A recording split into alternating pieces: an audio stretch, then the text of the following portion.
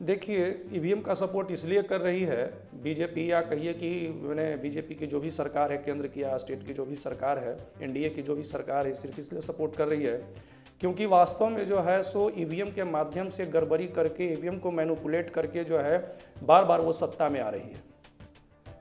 मैं सीधे तौर पर यह भी आरोप लगाता हूं कि 2019 की जो मोदी जी की सरकार जो है केंद्र में पुनः स्थापित हुई, वो ईवीएम के घालमेल की वजह से स्थापित हुई। और अभी जो बिहार के चुनाव में आपने देखा, आपने स्पष्ट रूप से देखा कि किस प्रकार से जो है सो 13 सीटों का जो है घालमेल किया गया है, जिसमें 3 सीट कांग्रेस का था, 9 सीट आरजेडी का और 1 सीट माले का। स्पष्ट तौर पर 13 सीटों का जो है सो घालमेल किया गया और इन 13 सीटों के घालमेल के कारण जो है सो जो एनडीए की सरकार है उसको जबरन बचाने का काम किया गया। वास्तव में नीतीश कुमार जी जो हैं, मैं प्रारंभ से ही कहता आ रहा हूं कि नीतीश कुमार जी जो हैं वो यादवों के प्रति पूर्वाग्रह से ग्रस्त हैं और इसी कारण से जो है यादवों की सरकार जब आज बनने जा रही थी तो वो सरकार न बनने देने के लिए उन्होंने क्या किया कि 13 सीटों का घालमेल कर दिया।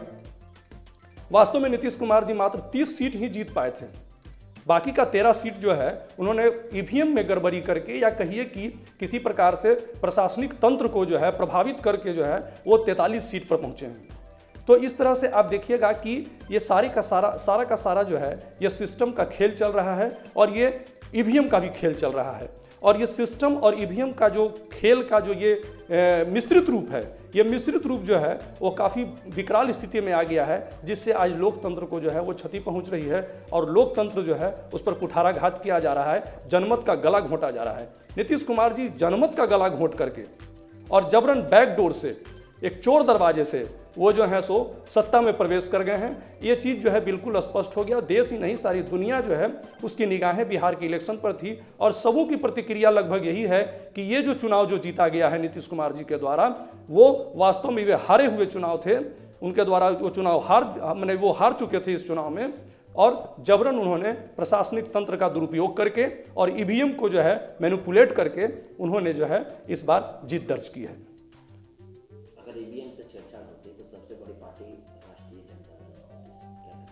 नहीं, देखिए, ईवीएम से छेड़छाड़ होने उनका क्या है कि सिस्टम एक तैयार उन्होंने कर रखा है, एक लिमिटेशन उन्होंने तैयार कर रखा है। वास्तव में क्या था कि आरजेडी जो है आज जो 75 सीटों पर सिमट गई है, वो आरजेडी जो है हो सकता है कि वो कुछ और अधिक सीट हासिल कर पाती। हमने तो स्पष्ट रूप से आपको कहा कि 12-13 सीटों का घालमेल है, जिसमें 9 सीट आरजेडी का है। देखिए, एक राजनीतिक वैचारिक आपस में विरोध हो सकता है, हमारा आरजेडी के साथ उतनी ही दूरी है जितना बीजेपी के साथ, लेकिन लोकतंत्र के प्रति मेरी आस्था गहरी है। अगर जनता ने किसी को भी वोट दिया हो तो मैं उसके साथ हूँ, मैं उस जनमत के साथ हूँ। ऐसा नहीं है कि मैं किसी पार्टी विशेष का समर्थन कर रहा हूँ या किसी पार्टी विशेष का विरोध कर रहा हूँ। यदि वोट जनता ने दिया है और जनता अगर किसी को भी पसंद कर रही है तो फिर उसे स्वीकार किया जाना चाहिए। मैं तो पहले ही कहा कि 12-13 सीटों का घालमेल हुआ है। ये जो 75 जो आपको दिख रहा है आरजेडी का, वो सीटें और बढ़ सकती थी, 9-10 सीटें और बढ़ सकती थी। तो उन्होंने हिसाब किताब लगाया कि कितने में जो है हमारा काम सफल हो सकता है और जितनी सीटों पर उनका काम सफल हो गया उतनी सीटों पर जो है सो वो एक्सेप्ट कर करके उतना सीट को हिसाब किताब लगा करके और अपनी सरकार बना ली है। तो आप भी बहिष्कार कर रहे हैं ईवीएम मशीन का? बिल्कुल, ईवीएम मशीन का बहिष्कार करें। मैं तो काफ़ी पहले से कई वर्षों से मैं इस बात की मांग कर रहा हूँ कि ईवीएम मशीन से चुनाव नहीं होने चाहिए। दुनिया के कई ऐसे विकसित देश हैं, आप जर्मनी उठा लीजिए, स्विट्जरलैंड है, अमेरिका है, फ्रांस है, इटली है, ऐसे तमाम ऐसे विकसित देश हैं। आप तमाम देशों में चले जाइए, जहाँ कहीं भी जाइएगा, कहीं भी ईवीएम मशीन से चुनाव नहीं होता है, बैलेट पेपर से चुनाव होता है। हिंदुस्तान, मुझे नहीं लगता है कि यूरोपियन कंट्री और अमेरिकन कंट्री से ज़्यादा डेवलप्ड कंट्री हो चुका है आज के डेट में कि इसको ईवीएम से चुनाव कराने की जरूरत पड़ गई है।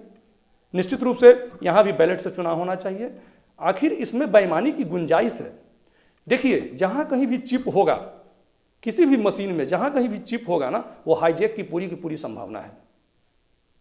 मैंने कंप्यूटर का थोड़ा बहुत जो अध्ययन किया है, मुझे जो कंप्यूटर इंजीनियरिंग में थोड़ा बहुत मैंने जो पढ़ा, उसमें जो मुझे जानकारी प्राप्त हुई, उसके अनुसार मैं स्पष्ट तौर पर यह कहना चाहूँगा कि जहाँ कहीं भी चिप होगा ना, वहाँ हाईजैक की पूरी संभावना है।